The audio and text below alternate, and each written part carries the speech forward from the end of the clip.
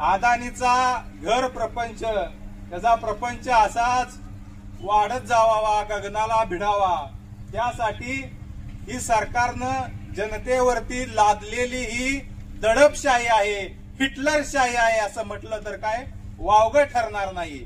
आणि जनतेच्या परवानगीशिवाय माझी महावितरणच्या अधिकाऱ्यांना ती जी टेंडर घेतलंय त्या एजंटना इशारा आहे, जर तुम्ही घरामध्ये जबरदस्तीनं स्मार्ट मीटर बसवत असाल तर यांच्यावरती दरोड्याचे गुन्हे दाखल केल्याशिवाय आपण या ठिकाणी स्वस्थ बसायचं नाही। आणि ते सांगत आहेत की सरकारी कामामध्ये अडथळा आणला म्हणून आम्ही तुमच्यावरती गुन्हा दाखल करू।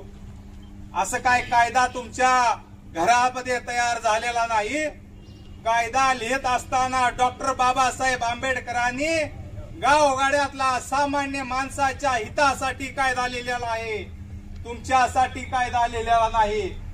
आणि यांना या ठिकाणी जे प्रमुख कोण यांचे वरिष्ठ अधिकारी असतील त्यांनी इथं येऊन या स्मार्ट मीटर आम्ही बसवणार नाही असं जोपर्यंत लेखी आश्वासन देत नाहीत तोपर्यंत इथून कोणही हलणार नाही।